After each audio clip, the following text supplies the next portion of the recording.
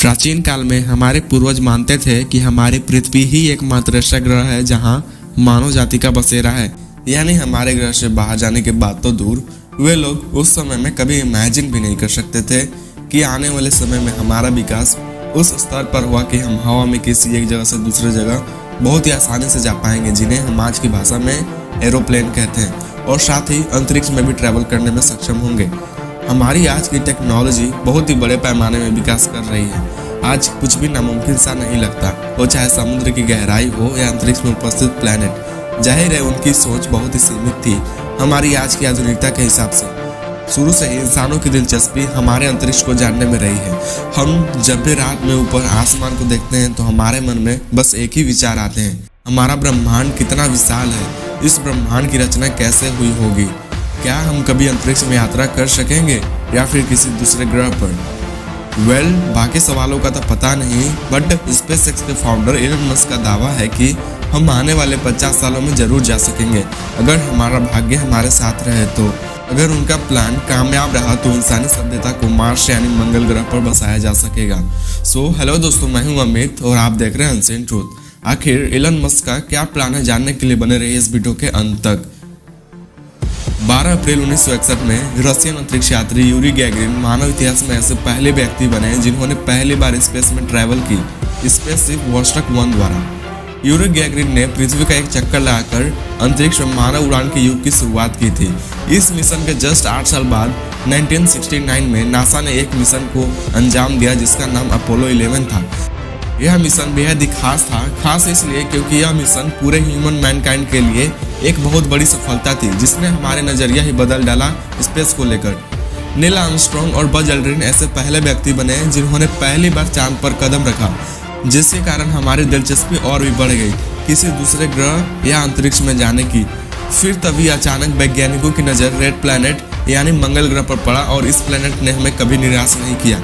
वैज्ञानिकों की उत्सुकता और भी बढ़ गई जब उन्हें पता चला पानी मार्स यानी मंगल की सतह से नीचे बर्फ के रूप में दबा हुआ है। सिंस 1960 साइंटिस्टों ने हमारे पड़ोसी ग्रह मंगल को बेहतर तरीके से जानने के प्रयास में उस ग्रह पर दर्जनों मिशन को अंजाम दिया है। कई मिशन कामयाब भी रहे और कई फ्लॉप भी। 1965 में मार्स की ओर पहली सफल उड़ान के बाद 4 स्पेस एजेंसियों ने कई मिशन सफलतापूर्वक की है, जिसमें हमारा प्यारा इसरो भी शामिल है। साल 2002 में स्पेस एक्स की स्थापना की गई फाउंडर एलन मस्क द्वारा, जिसका मकसद ह्यूमन को एक मल्टी प्लैनेटरी स्पेसिस बनाने का है। मल्टी प्लैनेटरी मतलब इंसान सिर्फ एक ग्रह पर डिपेंड ना रहे। उनका पहला एम यही था कि कैसे स्पेस में जाने वाले खर्चा को कम किया जाए और कैसे इंसानों को मार्स पर बसाया जाए। आपके मन में सवाल आता होगा, हमारे सोलर सिस्टम में सिर्फ मंगल ग्रह को ही क्यों चुना? वो इसलिए क्योंकि सबसे पहला कारण यही है कि मार्स सूर्य से दूर और हमारे पृथ्वी से नजदीक है। अगर हम बात करें मरकरी की यानी बुध, तो वह सूर्य के बहुत नज़दीक है, इसलिए वहाँ पे गर्मी बहुत ज़्यादा है। और अगर बात करें वेनस की यानी शुक्र की, तो इस ग्रह पर बहुत ज़्यादा प्रेशर है और यहाँ पर एसिड की बारिश होती है। अगर जुपिटर की बात करें या सैटर्न की, तो यह ग्रह गैसियस प्लैनेट है, आपको पता ही होगा। बचे यूरेनस और नेपच्यून, तो वह वैसे भी बहुत दूर है। बात करते हैं पृथ्वी से बहुत ही नज़दीक मंगल की। मंगल पृथ्वी के मुकाबले सूर्य से बहुत दूर है, इसलिए वहाँ पर ठंडा ज़्यादा है। मंगल ग्रह पर एवरेज टेम्परेचर -60 डिग्री सेल्सियस तक चला जाता है। मंगल का वातावरण में कार्बन डाइऑक्साइड 96% की मात्रा में अवेलेबल है। नाइट्रोजन लगभग 2.5% और लगभग 2% ऑर्गन है। तो अब आप पूछेंगे ऑक्सीजन की मात्रा कितना है, तो आपको बता दें कि ऑक्सीजन की मात्रा सिर्फ 0.174% है। अभी तक के मिले जानकारी के हिसाब से मंगल ग्रह को रहने योग्य बनाया जा सकता है। अब आते हैं अपने मेन टॉपिक पर। साल 2016 में एलन मस्क ने अपने मिशन को लेकर विस्तार से बात की है। उनका कहना है मंगल ग्रह पर जीवन को बसाने के लिए लगभग 1000 स्पेसशिप और बहुत सारी मात्रा में यूज होने वाले इक्विपमेंट की ज़रूरत है।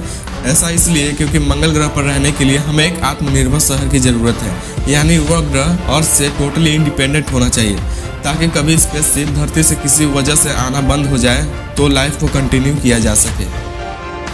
जैसा कि मैंने कहा, इलन मस्क ह्यूमन को एक मल्टीप्लैनेटरी स्पेसिस में तब्दील करना चाहते हैं। ये जरूरी भी है हमारे फ्यूचर के लिए। पता नहीं कब इस धरती का विनाश हो जाए या फिर कभी वर्ल्ड वार में होने वाले न्यूक्लियर बॉम्ब की वजह से यह धरती तबाह हो जाए। इलन मस्क के प्लान के मुताबिक ह्यूमन 2024 तक मार्स पे जाएंगे और जो लोग मार्स पे जाएंगे वो केवल रिसर्च के एम से नहीं बल्कि वहाँ पर हमेशा बसने के लिए जाएंगे। यह सब जानकारी इलन मस्क 2017 में ही रिवील किए थे।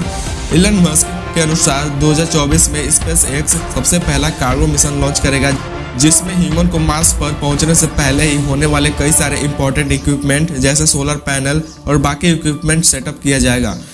इस मिशन के सक्सेसफुल होने के बाद ही स्पेस एक्स 2 कार्गो और 2 क्रूज शिप लॉन्च करेगा और हर क्रूज शिप में 6 से 7 एस्ट्रोनॉट मौजूद होंगे। इलन मस्क कहते हैं स्पेस एक्स स्पेशल रॉकेट और स्पेशल कैप्सूल बनाने में जुटा हुआ है, जिसका कैपेसिटी एक बार में 100 लोगों को ले जाना होगा। हर 26 महीनों में रॉकेट के जरिए लोगों को मार्स पे ले जाया जाएगा। हर 26 महीना इसलिए क्योंकि हर 26 महीना में एक दिन ऐसा जरूर आता है जब दोनों प्लैनेट यानी अर्थ और मार्स अपने ऑर्बिट पर आमने सामने आते हैं, जिसके कारण धरती से मार्स पर बहुत कम फ्यूल में जाया जा सकेगा। इलन मस्क का दावा है 2050 तक 1 बिलियन से भी ज्यादा लोगों को मार्स पे बसाया जा सकता है। लोगों को सुरक्षित मार्स पर ले जाने के लिए इलन मस्क की कंपनी स्पेस एक्स ने 10 सालों में 1000 स्पेसशिप बनाने का प्लान बनाया है। यानी हर एक साल में 100 शिप, मतलब एक शिप को 4 दिन से या उससे भी कम समय में। यह सब सुनने में कितना बचकाना लग रहा है, यानी इतने कम समय में यह सब कैसे पॉसिबल है। उनका प्लान एक ऐसे स्टारशिप को बनाना है जो कि बसने के लिए काम आने वाले सभी चीजों को मार्स पे ले जा सके। यह स्टारशिप 100 लोगों को एक साथ ले जा सकता है, यानी टोटल 1 लाख लोगों को मार्स पे ले जाया जा सकता है। आम स्पेसशिप में स्पेस बूस्टर और इंजन अलग अलग हो जाते हैं, लेकिन उनके स्पेसशिप में ऐसा नहीं होगा। वह पूरी तरह रियूजेबल होगा, जिसके कारण खर्चा थोड़ा और कम होगा।